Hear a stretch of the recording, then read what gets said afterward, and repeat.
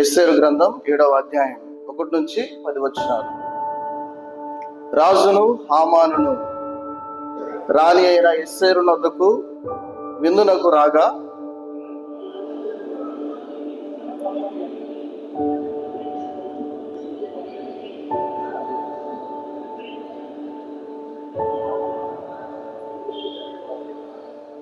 అప్పుడు రాణి అయిన ఎస్తేరు ఇలాగు ప్రత్యుత్తరం ఇచ్చెను: రాజా, నీ దృష్టికి నేను దయ పొందిన దానినైనా ఎడల రాజు అయినా తమకు సమ్మతి అయితే నా విజ్ఞాపనను బట్టి నా ప్రాణమును, నా మనవిని బట్టి నా జనులను నాకు అనుగ్రహింపబడుదురుగాక.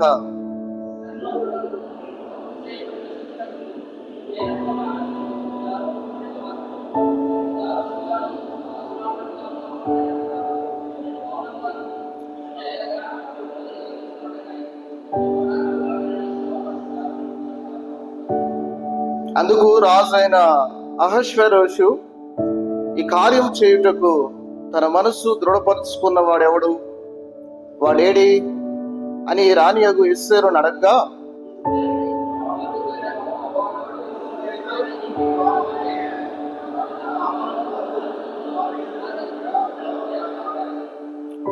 రాజు ఆగ్రహం ఉంది ద్రాక్షారసపు విందును విడిచి నగరు వనమునకు పోయెను. అయితే రాజు తనకు ఏదో హాని చేయను ఉద్దేశించునని హామాను తెలుసుకొని రాణి అయిన ఎస్తేరు ఎదుట తన ప్రాణము కొరకు విన్నపం చేయుటకై నిలిచెను.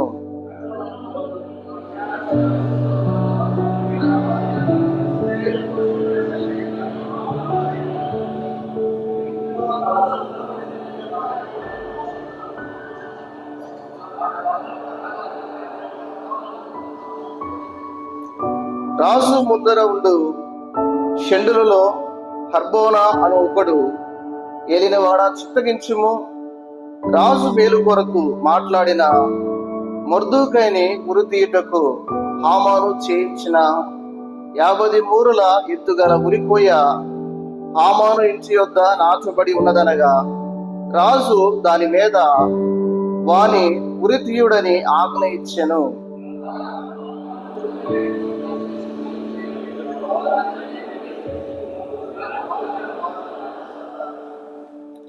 మంచిది. చదవబడిన లేఖనాలు మన వినికిల్లో దేవుడు మనకు సహాయకరంగా పంచిపెట్టను గాక. 7వ అధ్యాయంలో ఈ అధ్యాయం మొత్తానికి ఒక టైటిల్ గా హామాను బహిష్కరణ లేక హామాను మరణం, హామాను బహిష్కరణ లేక మరణం అనే మాట కూడా మనం పెట్టుకోవచ్చు.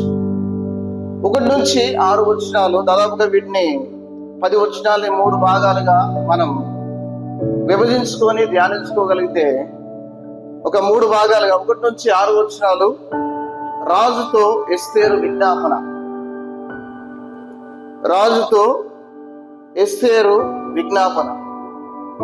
7 నుంచి 8 వచనాలు రాజు ఆగ్రహం, రాజు యొక్క ఆగ్రహం. అలాగే 9 నుంచి 10 వచనాలు హామాను ఉరి తీయబడుట, హామాను ఉరి తీయబడుట. మంచిది. ఇక్కడ మనం ఆలోచన చేయగలిగితే 1 నుండి 2 వచనాల్లో రాజు యొక్క ప్రశ్నను మనం చూస్తా ఉన్నాం. రాజును హామాను రాణి అయిన ఎస్తేరు నొద్దకు విందునకు రాగా, రాజు ఎస్తేరు రాణి, నీ విజ్ఞాపన ఏమిటి? అది నీకు అనుగ్రహింపబడును. నీ మనవి ఏమిటి? రాజ్యములో సగం మట్టుకైనను నీకు అనుగ్రహించదనని 2వ నాడు ద్రాక్షారసపు విందులో ఎస్తేరుతో అనెను అని మనం చూస్తా ఉన్నాం. ఇక్కడ రాజు వస్తా ఉన్నాడు. విందుకు పిలువబడిన తర్వాత 6వ అధ్యాయములో మొర్దెకై సన్మానించబడటం మనం చూస్తాం. అది హామాను ద్వారానే. హామాన్ అనే వ్యక్తి శరీర సంబంధికి సూచనగా ఉన్నట్లు మనం ధ్యానం చేస్తా ఉన్నాం. అలాగే మొర్దెకై ఆత్మ సంబంధికి సూచనగా ఉన్నట్లు మనం ఈ యొక్క గ్రంథాన్ని ధ్యానం చేస్తూ వస్తున్నాం. 6వ అధ్యాయములో హామన్ అనే వ్యక్తి చాలా ఆతృతంగా వచ్చినట్లు మనం చూస్తా ఉన్నాం రాజు దగ్గర మనవి చేయడానికి. ఎందుకంటే అక్కడున్న మొర్దెకైని లేకుండా చేయాలని ఆలోచన కలిగి వచ్చాడు. అయితే హామాను యొక్క ఆలోచన ఉల్టా అయిందనమాట. హామాను ఆలోచన ఉల్టా అయి అక్కడ మొర్దెకై సన్మానించబడినట్లు మనం చూస్తా ఉన్నాం. ఆ తర్వాత మరి ఇంటి దగ్గరికి వెళ్ళాడు, చెప్పుకున్నాడు కొన్ని విషయాలు. అయితే వారు కూడా అతని యొక్క సావుకు అతనికి అప్పగించినట్లు మనం చూస్తాం. ప్రియమైన వాళ్ళరా, ఇక్కడ మనం ఆలోచన చేస్తే ఇవి జరుగుతూ ఉండగానే ఎస్తేరు దగ్గర నుంచి కాల్ వచ్చిందనమాట. విందుకు రండి అని ఎస్తేరు దగ్గర నుంచి కాల్ వచ్చినట్లు మనం చూస్తా ఉన్నాం. అయితే ఆ రాజు విందుకు వస్తా ఉన్నాడు. అసలు విందుకంటే ప్రాముఖ్యంగా రాజు ఏం తెలుసుకోవాలనుకుంటున్నాడంటే ఎస్తేరు హృదయంలో ఉన్న ఆలోచన తెలుసుకోవాలనుకుంటా ఉన్నాడు. ఎస్తేరు యొక్క మనవి వినాలని ఆసక్తి కలిగి ఉన్నాడు అన్నమాట. రాజు ఇలా అడగడం ఇది 3వసారిగా మనం చూడగలమాట. అక్కడ 5వ అధ్యాయంలో 3వ వచనంలో ఒకసారి అడుగుతాడు. 5వ అధ్యాయం 3వ వచనంలో, రాజు రాణి అయిన ఎస్తేరు నీకేమి కావాలను, నీ మనవి ఏమిటి, రాజ్యములో సగం మట్టుకు నీకు అనుగ్రహించదునని ఆమెతో చెప్పగా అని మనం చూస్తామన్న. అలాగే 5వ అధ్యాయము 6వ వచనంలో కూడా, రాజు ద్రాక్షరసము విందుకు కూర్చుండి ఎస్తేరును చూచి, నీ కోరిక ఏమిటి, అది నీకు అనుగ్రహింపబడను, నీ మనవి ఏమిటి, అది రాజ్యములో సగం మట్టుకైనను చేయబడునని చెప్పగా అని మనం చూస్తా ఉన్నాం. ఇక్కడ 3వసారి అడుగుతా ఉన్నాడు. వాస్తవానికి అక్కడున్న అహష్వేరోషుకు విందులంటే అంత ప్రాముఖ్యమే కాదన్నమాట. అలాంటి విందులు ఎన్ని అనుభవించున్నాడో అహష్వేరోషు ఒక రాజుగా ఆ రాజ్య జీవితంలో ఎన్నో విందులు వాటిని ఆస్వాదించుంటాడు. కానీ ఇక్కడ ఎస్తేరు యొక్క హృదయంలో ఏముందో తెలుసుకోవాలని చాలా ఆలోచన కలిగి చాలా ఆశ కలిగినట్లుగా మనం చూస్తా ఉన్నాం. వాస్తవానికి ఎందుకంటే ప్రాముఖ్యంగా తన హృదయంలో ఉన్న ఆలోచన తెలుసుకోవాలని చాలా ఇష్టపడుతున్నట్లు మనం చూస్తా ఉన్నాం. సగమైన రాజ్యములో ఉన్నదాన్ని సగమైనా ఇవ్వడానికి సిద్ధంగా ఉన్నాడు. 127 రాజ్యాల మీద అధిపతిగా ఉన్నవాడు అహష్వేరోషు. దాదాపుగా 127 రాజ్యాల మీద, హిందూ దేశం కూడా ఒకటి, మన భారతదేశం కూడా ఆ రాజ్యాలు ఒకటిగా మనం చూడగా. అయితే దాంట్లో సగం ఇవ్వడానికి సిద్ధపడుతూ ఉన్నాడు. నిజంగా ఇక్కడ రాజు పట్ల, ఆ రాజుకి ఎస్తేరు పట్ల ఉన్న ప్రేమను మనం చూస్తా ఉన్నాం. ఆమె హృదయంలో ఉన్న ఆలోచన తెలుసుకొని అది చేయాలని ఎంతో ఆతృత కలిగిన వ్యక్తిగా మనం గమనించగలమండి. 3-4 వచనాల్లో ఎస్తేరు యొక్క విజ్ఞాపన తెలియచేస్తాం. ఎస్తేరు ఆ విన్నపాన్ని తెలియచేస్తాం. వాస్తవానికి మొదటిసారి అడిగినప్పుడే చెప్పవచ్చు, రెండవసారి చెప్పవచ్చు, కానీ ప్రతిదానికి సమయం ఉంటుంది అన్నమాట. ఆ సమయానికి అనుకూలంగా ప్రార్థన చేసుకుంటూ, అలాగే ఉపవాసం ఉండి ప్రార్థన చేస్తూ, చెలికత్తెలతో ప్రార్థన చేస్తూ, ఆ తర్వాత సమయం కొరకు ఎదురు చూస్తా ఉంది. దేవుని యొక్క నడిపింపు కొరకై ఎదురు చేస్తున్న ఎస్తేరును మనం చూస్తా ఉన్నాం. ప్రియమైన సోదరి సహోదరులారా, ఇక్కడ నడిపింపు కొరకై ముందు కొనసాగుతా ఉండగా ఇక్కడ చక్కగా సమయం వచ్చింది. ఆ సమయం వచ్చినప్పుడు తన విజ్ఞాపన తెలియజేస్తున్నట్లు మనం చూస్తా ఉన్నాము. 3-4 వచనాల్లో, అప్పుడు రాణి అయిన ఎస్తేరు ఇలాగూ ప్రత్యుత్తరం ఇచ్చెను, రాజా, నీ దృష్టికి నేను దయ పొందిన దానినైన ఎడల రాజు అయిన తమకు సమ్మతి అయితే నా విజ్ఞాపనను బట్టి నా ప్రాణమును, నా మనవిని బట్టి నా జనులను నాకు అనుగ్రహింపబడుదురుగాక. సంహరింపబడుటకును హతము చేయబడి నశించుటకును నేనును నా జనులను కూడా అమ్మబడిన వారము. మేము దాసులముగాను దాసురాండ్రముగాను అమ్మబడిన ఎడల నేను మౌనముగా ఉందును అని ఇక్కడ తెలియచేస్తా ఉన్నాను. ఇక్కడ ఈ వాక్యం యొక్క అర్థం ఏమిటంటే, నా జీవితం నీ నీ దయను పొందదగినదైతే నా మనవి వినండి, లేకపోతే వద్దు అన్నట్లుగా ఇక్కడ చెప్పినట్లు మనం చూస్తా ఉన్నామండి. నా జీవితం దయ పొందినదైతే నా మనవి వినండి, లేకపోతే వద్దు అన్నట్లుగా మాట్లాడుతాం. అలాగే ఇక్కడ ఇంతకీ ఎవరు దయ పొందిన వారు మనం ఆలోచన చేస్తే కీర్తన గ్రంథం 73వ కీర్తన 1వ చరణం మనం చదువుకుందాం. ఇంతకీ ఎవరు దయ పొందిన వారంటే 73వ కీర్తన 1వ వచనంలో ఇశ్రాయేలు ఎడల శుద్ధ హృదయుల ఎడల నిశ్చయముగా దేవుడు దయాళుడై ఉన్నాడు అని మనం చూస్తా ఉన్నామండి. ఎవరైతే శుద్ధ హృదయము కలిగి ఉంటారో వారు దేవుని యొక్క దయను పొందుకుంటారండి. ఇక్కడ ఎస్తేరు విజ్ఞాపన చేస్తా ఉంది. ఎవరి దగ్గర? రాజు దగ్గర విజ్ఞాపన చేస్తా ఉంది. అయితే విజ్ఞాపనకు సిద్ధపాటు ఇక్కడ మనం చూస్తా ఉన్నాం. ఎవరు దయను పొందుకుంటారంటే కేవలం ఎవరైతే శుద్ధ హృదయం కలిగి వారు ఉంటారో వారు మాత్రమే దేవుని యొక్క దయను పొందుకుంటారు. అక్కడ రాజు కూడా ఎస్తేరు పట్ల దయ కలిగినట్లు మనం చూస్తా ఉన్నాం. ప్రియమైన సోదరి సహోదరులారా, ఎంతో దయను పొందిన ఎస్తేరును మనం చూస్తా ఉన్నాం. అలాగే మనం కూడా మన పరమరాజు సన్నిధిలో మనం ప్రార్థించడానికి వస్తా ఉన్నాం. మన పరమరాజు దేవుని సన్నిధిలోకి మనము ప్రార్థించడానికి వస్తా ఉన్నప్పుడు దేవుని దయ పొందుకుంటా ఉన్నామా? దేవుని యొక్క కనికిరం, దేవుని యొక్క జాలి మనం పొందుకోగలుగుతున్నామా? ఎప్పుడు దేవుని యొక్క జాలి దయ మనం పొందుకుంటామంటే శుద్ధ హృదయం కలిగినప్పుడు మాత్రమేనండి. ఎప్పుడైతే మన హృదయాలు శుద్ధంగా ఉంటాయో, కల్మషం లేకుండా యథార్థంగా మన జీవితాలు ఉంటాయో అప్పుడు మాత్రమే దేవుని దయను పొందుకోవడానికి అవకాశం ఉంటుంది. దేవుని వాక్యం కూడా సెలవిస్తా ఉంది. ప్రసంగి 5వ అధ్యాయము 1వ వచనంలో నీవు దేవుని సన్నిధిలోనికి వెళ్ళినప్పుడు నీ ప్రవర్తన జాగ్రత్తగా చూసుకొనవలనని అక్కడ రాయబడినట్లు మనం చూస్తా ఉన్నామండి. మనము దేవుని సన్నిధిలోకి వచ్చినప్పుడు శుద్ధ హృదయాలతో ప్రభుని ప్రార్థించే వారంగా ఉండాలి. మన ప్రవర్తనని జాగ్రత్తగా మనం సరిదిద్దుకొని వచ్చే వారంగా ఉండాలి.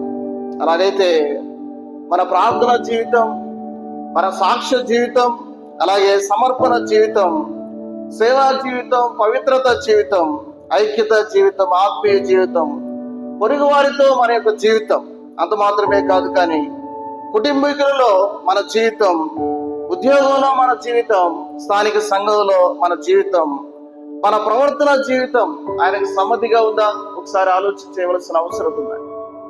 ప్రభువుకి మన జీవితం సమ్మతిగా ఉందా, లేకపోతే కనెక్షన్ కట్ అయిపోయి ఉందా? ఏదో ఎవరో ఏదో అనుకుంటారని ఏదో మన ఆలోచన నిమిత్తం దేవుని సన్నిధికి వస్తా ఉన్నామా, లేకపోతే దేవునితో మంచి సంబంధం కలిగి సమ్మతి కలిగి ప్రభు సన్నిధికి వస్తున్నామా ఒకసారి ఆలోచన చేయాలి. ఇక్కడ ఎస్తేరు తన ప్రజల ప్రాణ విమోచన కొరకు విజ్ఞాపన చేస్తున్నట్లుగా మనం చూస్తా ఉన్నామండి. నిజంగా రాణిగా ఎస్తేరు మంచి హోదాలో ఉంది. ప్రశాంతంగా జీవించవచ్చు, ప్రశాంతంగా ఉండవచ్చు, నెమ్మదిగా ఉండవచ్చు. కానీ ఆమె ప్రశాంతంగా లేదు. ఉపవాసంతో ప్రార్థన చేస్తా ఉంది, ఉపవాసంతో జీవిస్తా ఉంది. అయితే ఈనాడు ఆయన ప్రజలమైన మన ప్రజల కొరకు యూదేతరులు, మనందరము సమాజంలో యూదులు తప్ప మనందరం యూదేతరులమే, అన్న జనాంగం. అయితే మనం ఉన్న సమాజంలో, మనం ఉన్న ప్రాంతంలో మన ప్రజల రక్షణ కొరకై మనం విజ్ఞాపన చేస్తా ఉన్నామా? నశించిపోతున్న ఆత్మల కొరకై భారం కలిగి ప్రార్థన చేస్తా ఉన్నామా? ఆత్మలు సంఘాల్లో నింపబడాలి అని మనం ఆలోచన కలిగి ఉంటాం. ఎందుకు? ఆత్మలు నింపబడాలి అని ఆలోచన చేస్తాం. ఆత్మలు నింపబడాలి మంచిదే, కానీ నశించిపోతున్న ఆత్మల పట్ల భారం కలిగి మనం ప్రార్థన చేస్తా ఉన్నామా? ప్రార్థించే పెదవుల కన్నా సహాయం చేసే చేతుల మీద మనం వెళ్ళి వారి కొరకై ఆ సమాజంలో మనకు చేతనైన సహాయం చేస్తూ వారికి యేసుక్రీస్తు యొక్క ప్రేమను ప్రకటించగలుగుతున్నామా? ఒకసారి ఆలోచన చేయవలసిన అవసరం ఎంతో ఉందండి. మన హృదయాలు దేవుని దగ్గర విజ్ఞాపన చేసేటప్పుడు ప్రజల యొక్క రక్షణ కొరకై, ఇక్కడ యూదుల యొక్క రక్షణ కొరకై ఎస్తేరు విజ్ఞాపన తెలియజేస్తా ఉంది. అయితే మనం కూడా అటువంటి విజ్ఞాపన తెలియజేసే వారంగా ఉన్నారండి. 4వ వచనంలో ఎస్తేరు ఇలా అంటా ఉంది, మేము దాసులము గాను అంటా ఉంది. వాస్తవానికి వారు దాసులే, వారు అమ్మబడిన వారే. వారు ఆ యొక్క ఇశ్రాయేలు దేశం నుంచి, యూదా దేశం నుంచి నెబుకద్నెజర్ టైంలో వారందరూ ఏడవబడ్డారు. వారందరూ దాసులుగా బబులోను దేశాన్ని తీసుకొని రాబడ్డారు. అయితే 70 సంవత్సరాల తర్వాత వారు విడిపింపబడ్డారు. అందుకే తెలియచేస్తా ఉంది, అమ్మబడిన ఎడల నేను మౌనంగా ఉందను.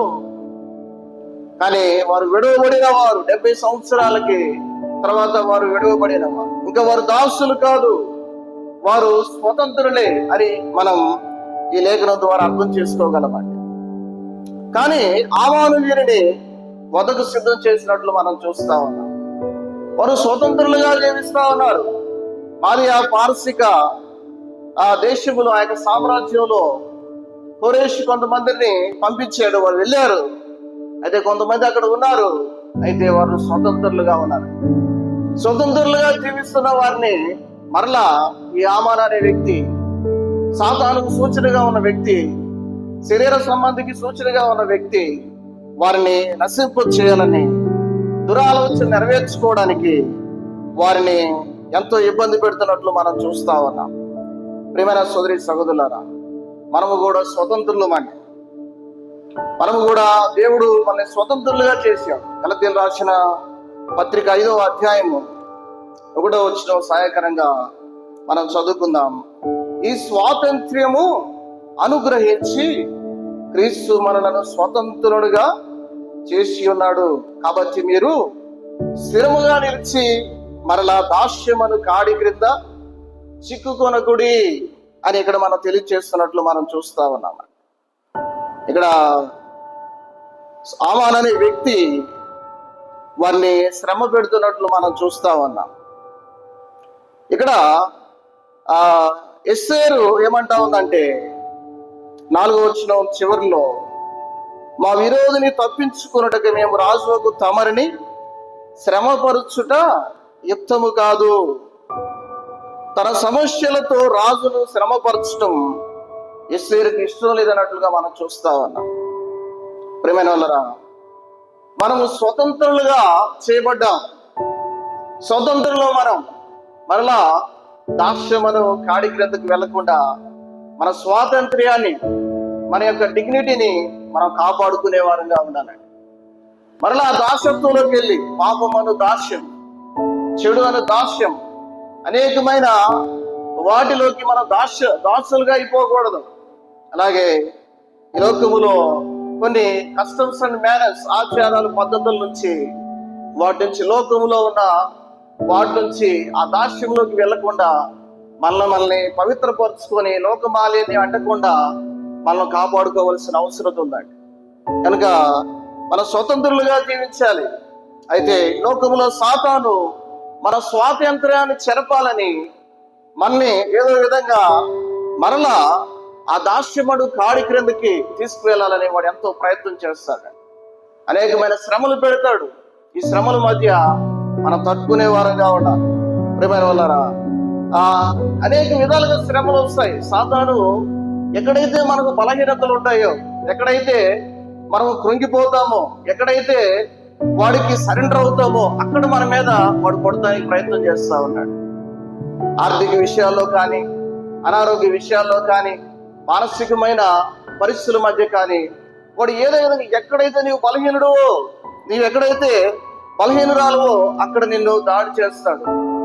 అక్కడ ఆ ఏరియాలో నిన్ను శ్రమలకు అప్పగించి నిన్ను పాడు చేయాలని నన్ను ప్రయత్నం చేస్తాడు.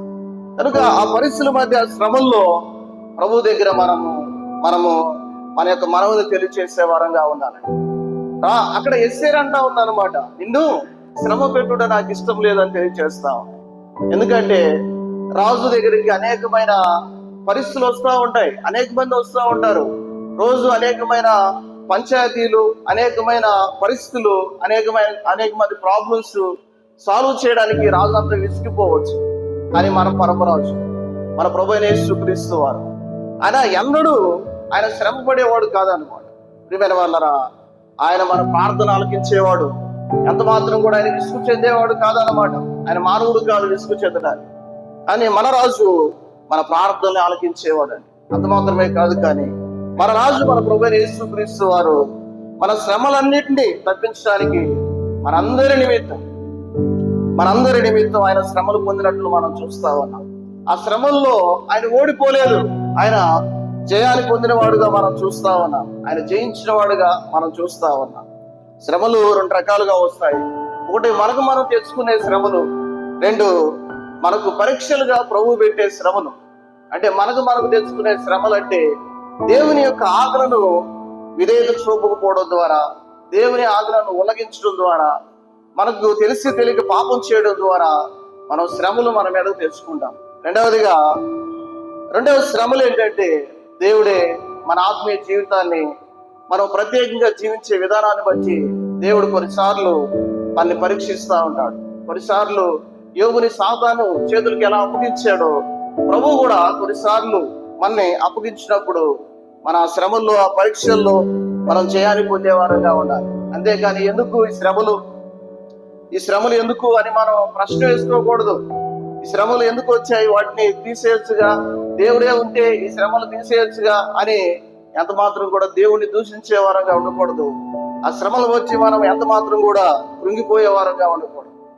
మన ప్రార్థనలన్నీ ఇష్టపూర్వకంగా ప్రభు దగ్గర మన శ్రమల్ని, మన బాధల్ని తెలియచేసినప్పుడు ఆ శ్రమల్లో కొన్ని పాఠాలు నేర్చుకుంటూ చాలా సహనం కలిగి, ఓర్పు కలిగి, వినయం కలిగి, దీర్ఘశాంతం కలిగి శ్రమల మధ్య జయంతో మనము సాతాన్ని ఓడించే వారంగా, సాతాన్ని మన దగ్గర నుంచి పారదోలే వారంగా, ప్రభు కొరకై జయాన్ని పొందే వారంగా, అలాగే ప్రభు ఎదుట ఆ సాతాను తలదించుకునే విధంగా మన జీవితాలు ఉండే విధంగా ఉండాలండి.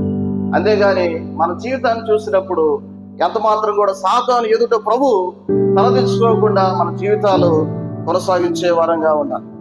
5వ వచనంలో ఒక మాట మనం ఆలోచించగలిగితే, 5వ వచనం 5-6 వచనాల్లో హామాను యొక్క పగని మనం చూడగలమండి. 5-6 వచనాల్లో, అందుకు రాజు అయిన అహష్వేరోషు ఈ కార్యము చేయుటకు తన మనస్సు దృఢపరుచుకున్న వాడేడి అని రాణి ఎస్తేరు అడగగా అని మనం చూస్తా ఉన్నాం. ఇక్కడ దృఢపరుచుకున్నవాడు దేనికి దృఢపరుచుకున్నాడంట? హామాను దేవుని పిల్లలను నాశనం చేయడానికి దృఢపరుచుకున్నాడండి. హామాను ఇక్కడ శరీర సంబంధిగా సాతానుకు సూచనగా ఉన్నట్లు మనం చూస్తా ఉన్నాం. దృఢపరుచుకున్నాడు దేనికంటే దేవుని పిల్లలను నాశనం చేయాలి. అవునండి, సాతాను దృఢపరుచుకొని ఉన్నాడు. వాని యొక్క అంతిమ యాత్ర, వాని యొక్క ముగింపు నిత్య అగ్నిగుండం. అయితే వాడు ఊరకు పోయేవాడు పోక, ఎవరైతే యేసు ప్రభుని అంగీకరిస్తా ఉన్నారో, ఎవరైతే ఆయన వెంబడించి జీవిస్తా ఉన్నారో, ఎవరైతే ఆయన అంగీకరించాలని సిద్ధంగా ఉన్నారో వారందరినీ నాశనం చేయాలని వాడు సిద్ధపడతా ఉన్నాడు. అంత మాత్రమే కాదు, కానీ వాడు సంఘాలను కూడా నాశనం చేయాలని వాడు ఎంతో ప్రయత్నం చేస్తా ఉన్నాడండి. ఇక్కడ హామాను దృఢపరుచుకున్నట్లు మనం చూస్తా ఉన్నాం. ఎవరినంటే యూదులు నాశనం చేయాలని దృఢపరుచుకున్న వ్యక్తిగా మనకి కనబడతా ఉన్నాడండి. 6వ వచనంలో ఎస్తేర్ అంటా ఉంది, మా విరోధియగు ఆ పగవాడు దుష్టుడైన ఈ హామానే అనేను అని మనం చూస్తా ఉన్నాం. ఏమంటా ఉంది ఎస్తేరు? రాజు అడుగుతా ఉంటే రాజు సమాధానం తెలియచేస్తా ఉన్నాడు. పగవాడు ఈ దుష్టుడైన హామానే అని తెలియచేస్తా ఉన్నాడు. నిజంగా ఇప్పుడు ఈ యొక్క సీన్ మనం ఆలోచన చేస్తే హామాను కనబడతా ఉన్నాడు, ఎదురుగానే ఉన్నాడు, అలాగే రాజు ఎదురుగానే ఉన్నాడు.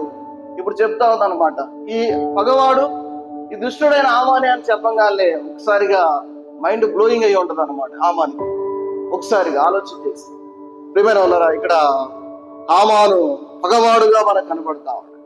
అక్కడ మనం చూసాం, దృఢ నిశ్చయం చేసుకున్నాడు దేవుని పిల్లల్ని నాశనం చేయాలని. ఇది శరీర సంబంధి యొక్క లక్షణం, సాతాను యొక్క లక్షణం అనమాట.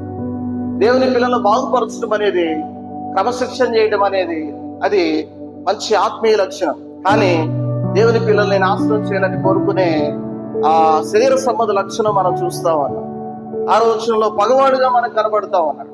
రెండవదిగా దుష్టుడుగా మనకు కనబడతా ఉన్నాడు. కనుక పగ, దుష్టత్వం అనేది సాతాను లక్షణమే కానీ, శరీర సంబంధి లక్షణమే కానీ ఒక ఆత్మ సంబంధి లక్షణం కాదండి. ఇక్కడ తెలియచేస్తా ఉన్నాడు. ఇక్కడ ఈ విరోధి గురించి కొన్ని మాటలు తెలియచేయబడ్డాయి. తెస్సలోనిక 2వ పత్రిక, అపోస్తలుడైన పౌలు తెస్సలోనికైలకు రాసిన 2వ పత్రిక 2వ అధ్యాయం 8వ వచనం సహాయకరంగా మనం చదువుకుందాం. 8వ అధ్యాయం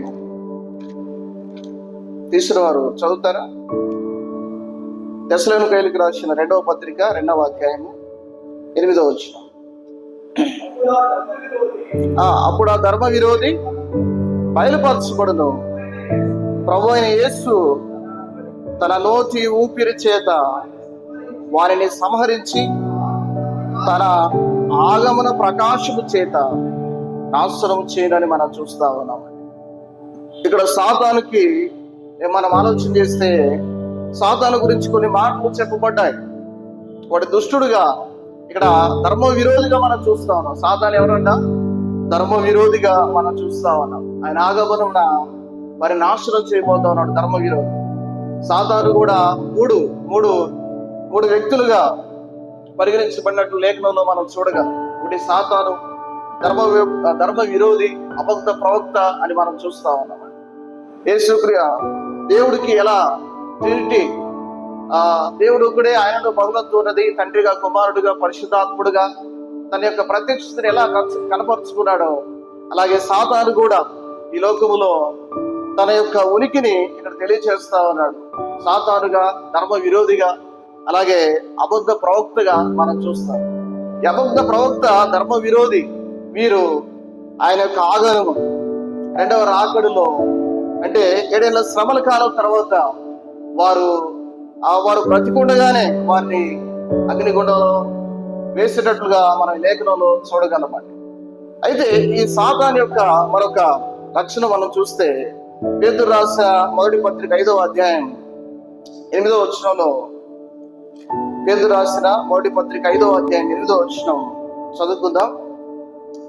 నిబ్బరమైన బుద్ధి గలవారై మెలకువగా ఉండుడి, మీ విరోధి అయిన అపవాది గర్జించు సింహం వలె ఎవరిని మృంగుదనా అని వెతుకుచ్చు తిరుగుచున్నాడు అని మనం చూస్తున్నామని.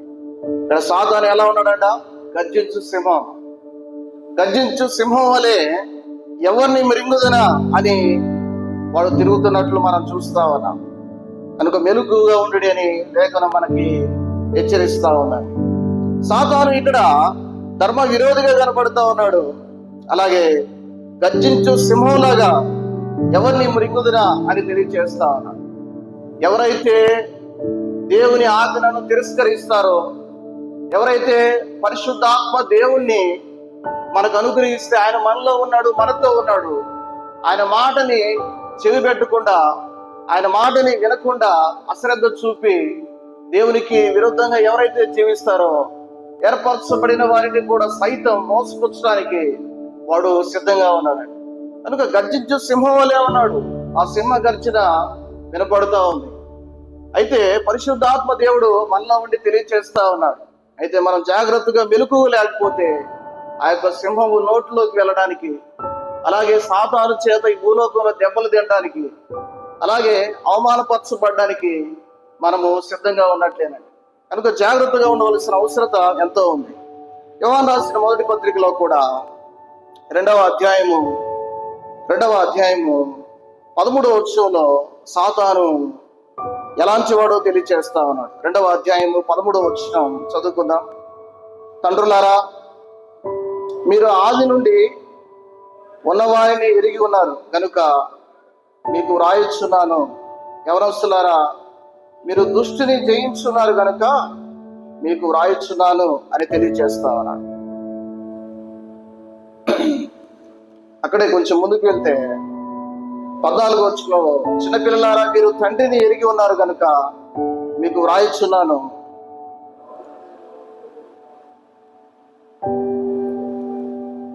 తండ్రులారా, మీరు ఆది నుండి ఉన్నవారిని ఎరిగి ఉన్నారు కనుక మీకు రాయిచున్నాను. యవనస్తులారా, మీరు బలవంతులు, దేవుని వాక్యం యందు నిలుచున్నది, మీరు దుష్టుని జయించున్నారు గనుక మీకు రాయిచున్నాను అని తెలియజేస్తా ఉన్నాను. ఇక్కడ సాతాను గురించి మన లక్షణం తెలియజేయబడతా ఉంది. ఏంటంటే దుష్టుడు అన్నమాట. సాతాను మనం చూసే ధర్మ విరోధి. రెండవది గర్జించు సింహం వలె ఉన్నాడు. అలాగే సాతాను ఇక్కడ దుష్టుడుగా మనకు కనబడతా ఉన్నాడు.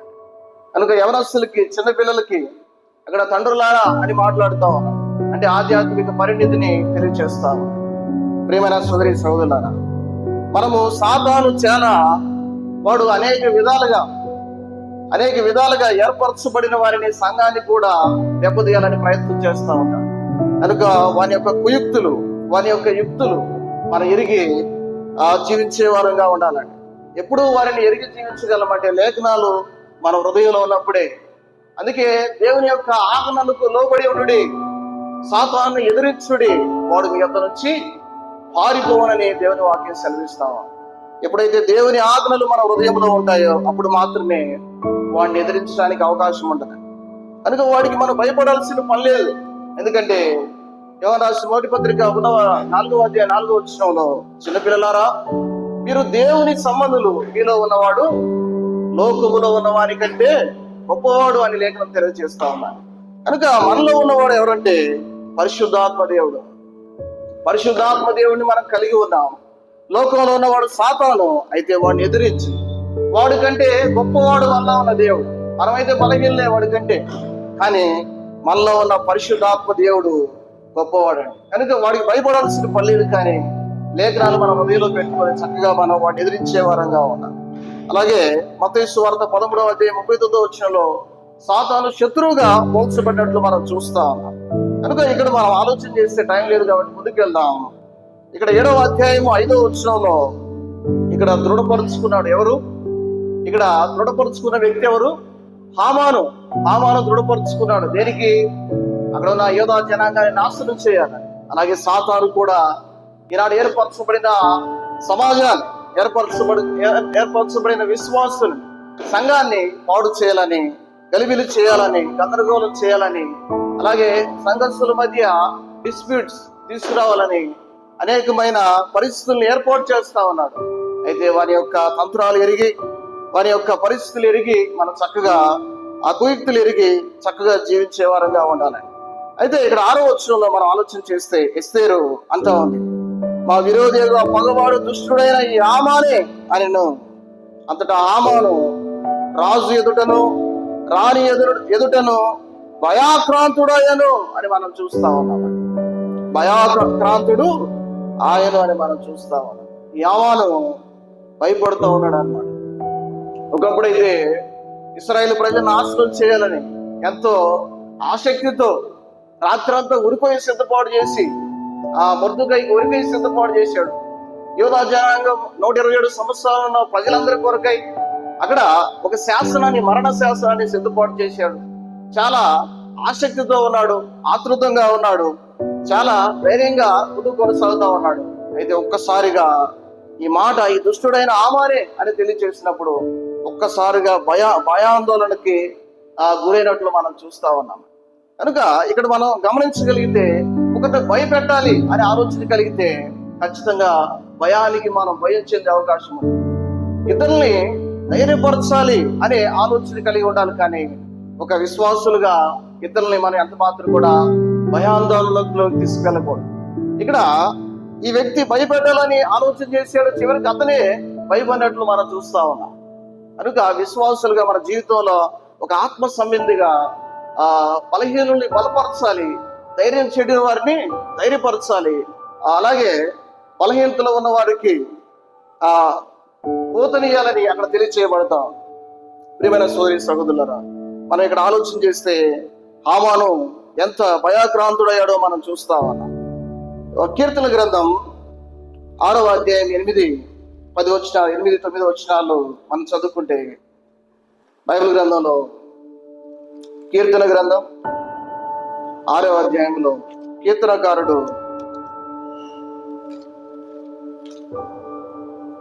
తీసిన వారు 6, 8, 9 వచనాలు చదువుతారా? యెహోవా నా రోదన ధ్వని విని ఉన్నాడు. పాపం చేయవలనరా మీరందరూ నా యొద్ద నుండి తొలగిపోడి. యెహోవా నా విన్నపం ఆలకించి ఉన్నాడు. యెహోవా నా ప్రార్థన అంగీకరించును. నా శత్రువులందరూ సిగ్గుపడి బహుగా అదురుచున్నారు అని ఇక్కడ దావీదు కీర్తనకారుడు తెలియజేస్తున్నట్లు మనం చూస్తా ఉన్నాం. దావీదు ఒక మంచి ఆత్మ సంబంధిగా భక్తిపరుడుగా జీవిస్తా ఉన్నాడు.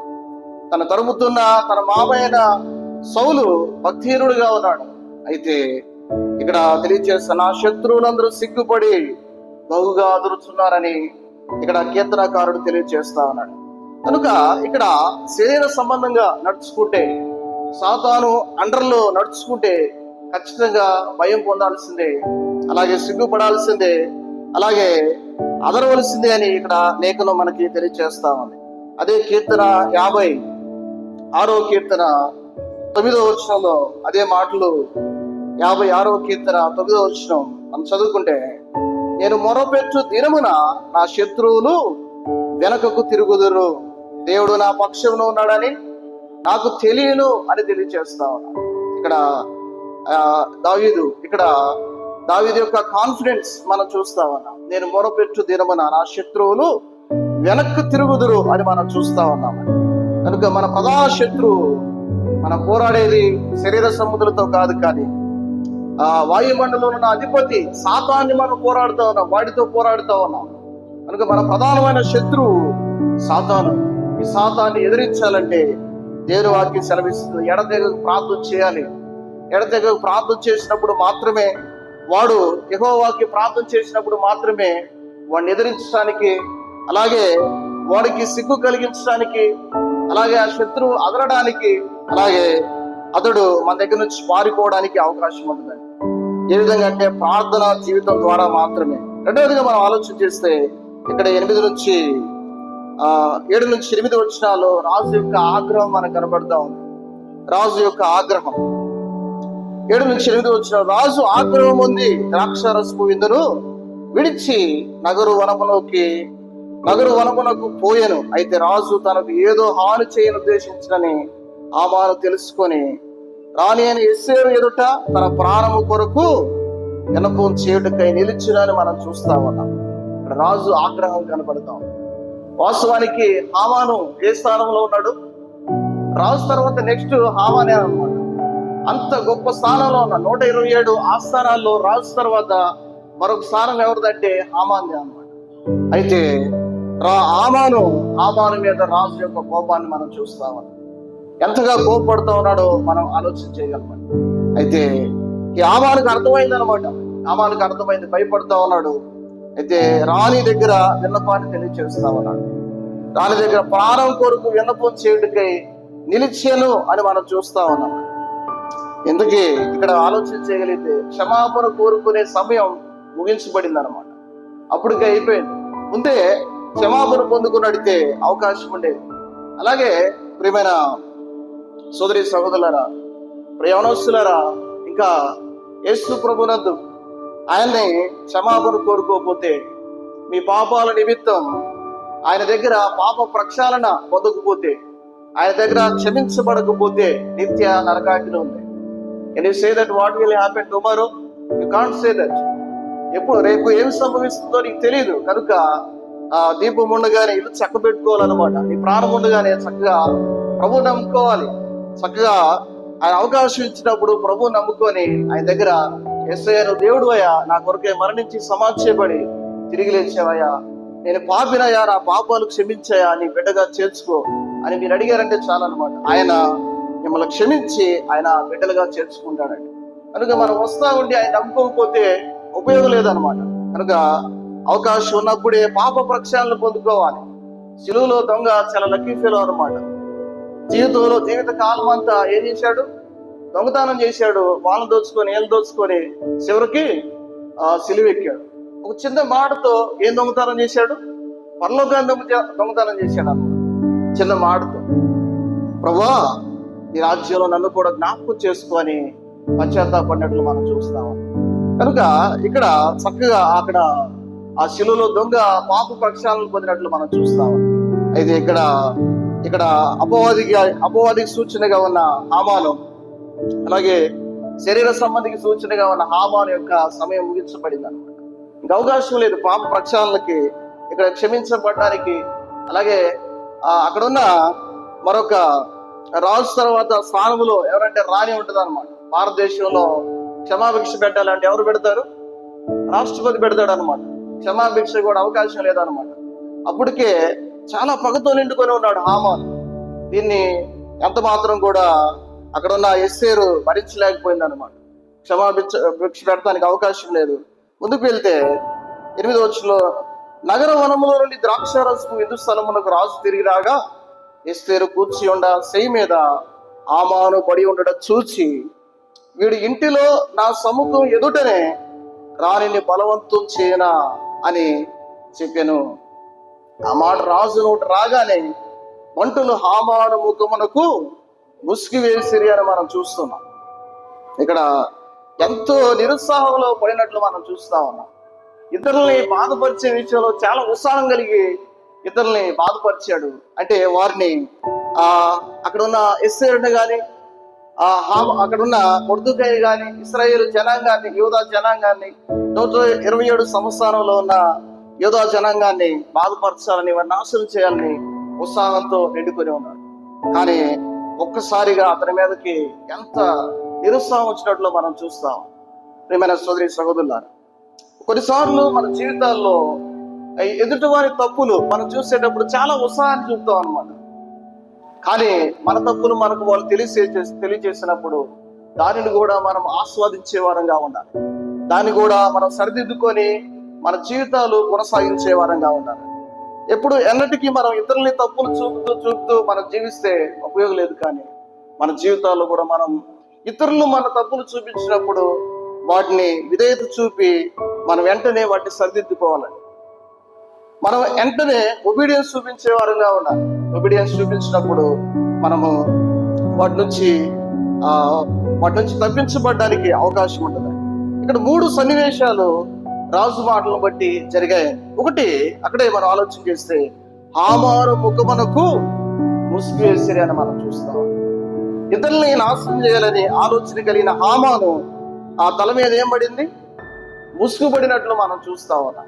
రెండవదిగా అక్కడే 6వ అధ్యాయము అక్కడ మనం ఆలోచన చేస్తే 6వ అధ్యాయము 12వ వచనంలో అక్కడ చదువుకుంటే, తర్వాత మొర్దెకై రాజు గుమ్మమున వద్దకు వచ్చెను, అయితే హామాను తల కప్పుకొని దుఃఖించచ్చు అని మనం చూస్తా ఉన్నాం.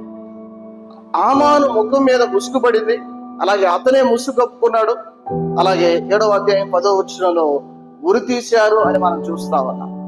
ఇక్కడ ప్రియమైన వాళ్ళరా, ఇక్కడ హామాను అనే వ్యక్తి ఆత్మ సంబంధులైన వ్యక్తులకి అక్కడ దేవుని పిల్లల్ని శ్రమ పెట్టాలని ఆలోచన కలిగి ఉన్నాడు. అయితే ఆ దేవుని పిల్లలకు శ్రమ పెట్టాలని ఆలోచన కలిగే ఎవరైనా ఈ లోకములో శరీర సంబంధులైన, ఈ లోక సంబంధులైన వారికి కలిగే చివరి విషయాలు ఇవేనమాట. వారు ముసుగు వేసుకోవాల్సిందే, ముసుగు కప్పుకొని వెళ్లాల్సిందే, చివరికి ఏదో ఒక నష్టం జరగాల్సిందే. కానీ ఆత్మ సంబంధులు నిలిచేవారుగా ఉంటారని ఇక్కడ లేఖనంలో మనం చూడగలమాట. 9 నుంచి 10 వచనాలు రాజు యొక్క ఆగ్రహం చల్లారినట్లు మనం చూస్తాం. అంటే నోటిలో నుంచి మాట వచ్చిందో రాలేదో వెంటనే అతని యొక్క సైనికులు, సోల్జర్స్ చాలా యాక్టివ్ గా వారు వెంటనే ముసుగేసినట్లు ఏదో సంభవిస్తుంది అన్నట్లుగా మనం చూస్తా ఉన్నాం. అయితే 9వ వచనంలో, రాజు ముందర ఉండు షండులలో హర్బోనా ఒకడు ఏలినవాడా చిత్తగించుము, రాజు మేలు కొరకు మాట్లాడిన మొర్దెకైని ఉరి తీయుటకు హామాను చేయించిన 50 మూరల ఎత్తుగల ఉరికొయ్య హామాను ఇంచి యొద్ద నాచబడి ఉన్నదనగా రాజు దాని మీద వారి ఉరిత్యుడని ఆజ్ఞ ఇచ్చినారని మనం చూస్తా ఉన్నాం. ఇక్కడ హర్బోనా అనే వ్యక్తి ఇక్కడ మనం చూస్తా ఉన్నాం. ఈ హామాను ఉరికొయ్య సిద్ధపాటు చేశాడని చెప్పకుండా మరింత కేసుని ఇక్కడ బలపరుస్తా ఉన్నాడు. వాస్తవానికి ఏదో సిద్ధపాటు చేశాడని చెప్పట్లేదు, కానీ మరింతగా అతడు ఆ కేసుని బలపరుస్తున్నట్లు మనం చూస్తాం. ఒకటి, అక్కడ బలవంతం చేసినట్లు కనబడుతూ ఉన్నాడు. అలాగే ఇక్కడ మరింత కేసుని రాజు మేలు కొరకు మాట్లాడిన మొర్దెకైని, వాస్తవానికి ఈ మాట చెప్పవచ్చు అన్నమాట. హామాను మొర్దెకైకి ఉరికొయ్య సిద్ధపాటు చేశాడు అని ఒక మాట చెప్పి వెనకుండా ఉండొచ్చు. కానీ హెర్బోనా అనే వ్యక్తి మరింతగా కేసును బలపరుస్తున్నట్లు మనం చూస్తాం. ఎలా కేసును బలపరిచాడంటే, రాజు మేలు కొరకు ఏంటట, రాజు మేలు కొరకు మాట్లాడిన మొర్దెకైని ఉరితీయుటకు హామాను చేయించిన 50 మూరల ఎత్తుగల ఉరిపోయా అంటున్నాడు. ఈ మాట మరింతగా ఆ యొక్క విషయాన్ని బలపరిచినట్లుగా రాజు మనం చూస్తా ఉన్నాం. ప్రియమైనలారా, ఆ సమయంలో రాజు అంటా ఉన్నాడు, రాజు దాని మీద వాడిని ఉరితీయుడని ఆజ్ఞనిచ్చినను అని మనం చూస్తా ఉన్నాం. దాని మీద వాడిని ఉరితీయుడి అని ఆజ్ఞనిచ్చినట్లు ఇక్కడ రాజు మనం చూస్తా ఉన్నాం. కనుక వారు ఏం చేశారు? 10వ వచనంలో, కాగా హామాను మొర్దెకైకి సిద్ధం చేసిన ఉరి కొయ్య మీద వారు అతన్ని ఉరి తీసిరి అని మనం చూస్తాం. ఇక్కడ తాను తవ్వుకున్న గుంతలు ఆయన ఏమయ్యాడు? తానే పడినట్లు మనం చూస్తాం. ఎవరి కోసం ఉరికొయ్యి సిద్ధపాటు చేశాడు హామాను? మొర్దెకైకి ఉరికొయ్యి సిద్ధపాటు చేశాడు. చివరికి ఆ ఉరికొయ్యి మీదే మొర్దెకైని ఉరిదీసినట్లు మనం చూస్తా ఉన్నాం. కనుక ఏమి విత్తుతామో అదే మనం కోసుకుంటాం అన్నమాట. ఒక 4 విషయాలు మనం ఆలోచించగలిగితే లైఫ్ ప్రిన్సిపల్స్ అన్నమాట. ఇవి నీవు విత్తకుండా కోయలేవు. నెంబర్ 1 ఏంటంటే, విత్తకుండా కోయలేవు అన్నమాట. ఏదైతే విత్తుతామో అంటే ఏదైతే మనం ఈ లోకంలో విత్తుతామో అది ఖచ్చితంగా కోసుకుంటాం అన్నమాట. మేలు ఎత్తితే మేలు కోస్తాం, కీడిస్తే కీడు విత్తితే ఖచ్చితంగా కీడు కోస్తాం అన్నమాట. విత్తామంటే అది ఖచ్చితంగా మొలకెత్తింది అన్నమాట. ప్రియమైన సోదరి సహోదరులు, ఖచ్చితంగా అవి మొలకెత్తుతాయి. ఒకటి, నీ విత్తకుండా కోయలేవు అని చెప్తావా? ఫస్ట్ మనం ఇతరుల్ని గౌరవించకుండా మనల్ని గౌరవించుకోవాలి. మనల్ని గౌరవించాలంటే కుదరదు అనమాట. ఇతరులను ఏం చేయాలి? ఫస్ట్ మనం గౌరవించాలి. ఫస్ట్ చేయవలసిన పనులు అన్నమాట. ఇతరులకు మనం అది ఫస్ట్ ఇది ఇలా చేయడం నేర్చుకోవాలి. ఇతరుల్ని గౌరవించాలి, ఆ తర్వాత మనం గౌరవించబడతాం. అలాగే రెండవదిగా, ఇతరుల మాట, ఎవరి మాట మనం వినం, కానీ మన మాట అందరూ వినాలి అనేది చాలా తప్పటి ఆలోచన. కనుక ఎప్పుడైతే మనం ఇతరుల మాటలు వినగలుగుతామో, అంటే వాళ్ళు చెప్పే మాటలు మంచి మాటలు మనం అంగీకరిస్తామో, అలాగే మనం చెప్తున్నప్పుడు కూడా వారు వినడానికి అవకాశం, ఆసక్తి చూపిస్తారు. మూడవదిగా, మనం ఇతరులకి ఎవరికి కూడా రూపాయి సహాయం చేయం, కానీ మనకు వేల సహాయం కావాలి అని మనం ఆలోచన చేస్తాం. కనుక ఇవన్నీ చాలా రాంగ్ థింగ్స్ అన్నమాట. మనం ఏదైతే విత్తుతామో, మంచి విత్తుతామో ఆ మంచిని మనం కోసుకుంటాం. మనం ఇతరులను గౌరవిస్తే గౌరవాన్ని పొందుకుంటాం. అలాగే ఇతరులకు మేలు చేస్తే మనం మేలు పొందుకుంటాం. ఇతరులు మాట వింటే మన మాట వింటారు అన్నమాట. అలాగే ఇతరులకు మనం సహాయం చేస్తే మన ఆపదకాల సమయంలో ఇతరులు మనకు సహాయం చేస్తారు. మనం ఏదైతే విత్తుతామో అది మనం కోసుకుంటాం. ఏదైతే నష్టాన్ని విత్తుతామో అది కూడా మనం కోసుకుంటాము. రెండవ ప్రిన్సిపల్ ఏంటంటే, లైఫ్ ప్రిన్సిపల్, ఏ విత్తనం విత్తితే అది కోసుకుంటాం అన్నమాట. మిరప విత్తితే ఏం కోస్తారు? పత్తి కోస్తారా? మిరపే కోసుకుంటారు అన్నమాట. అలాగే మన జీవితంలో కోపం, గర్వం, మోసం, అక్రమం, అలాగే అన్యాయం, ఏదైతే ఈ అన్యాయం అనే విషయాలు ఏదైతే మనం విత్తుతామో అది ఖచ్చితంగా కోస్తాం అన్నమాట. విత్తనం విత్తితే అది ఖచ్చితంగా పంట కోస్తాం. అలా నీ విత్తకుండా కోయలేవు, అలాగే విత్తితే ఖచ్చితంగా కోస్తాం. మూడవదిగా మనం ఆలోచన చేస్తే, ఇక్కడ రెండవదే, దావీదు ఒక విత్తనం విత్తాడు అన్నమాట. ఒకటి నరహత్య అనే విత్తనం, వ్యభిచారం అనే విత్తనం విత్తాడు. ఆ తర్వాత ఆ పంటని కోసుకున్నాడు. అలాగే యాకోబు కూడా ఇచ్చాడు అన్నమాట. ఎవరిని మోసం చేశాడు? తన అన్నను మోసం చేశాడు. చివరికి లాబాను చేత మోసపరచబడ్డాడు అన్నమాట. లాబాను మోసగాడు. నిజంగా ఆలోచన చేస్తే యాకోబే మోసగాడు అంటే ఆ యాకోబు మించిన మోసగాడు అనమాట. ఎవరు? లాబాను. లాబాను మోసం ఇచ్చాడు, మోసం కోసుకున్నాడు అనమాట. ప్రియమైన వాళ్ళారా, ఏ విత్తనం విత్తితే అది ఖచ్చితంగా మనం కోస్తాం. ఖచ్చితంగా దేవుడు కోపిస్తాడు అనమాట. కోయినన్న ఊరు కూడా అనమాట. దేవుడు ఖచ్చితంగా దాన్ని కోపిస్తాడు. విత్తకుండా కోయలేవు, విత్తితే ఖచ్చితంగా కోస్తాం. మూడవ ప్రిన్సిపల్ ఏంటంటే, ఒక సంచి విత్తితే పత్తి విత్తనాలు, లేకపోతే మిరప విత్తనాలు, పత్తి విత్తనాలు 2 సంచులు విత్తితే దాదాపుగా 15 నుంచి 20 గిట్టాలు పత్తి ఈల్డింగ్ వస్తుంది అనమాట.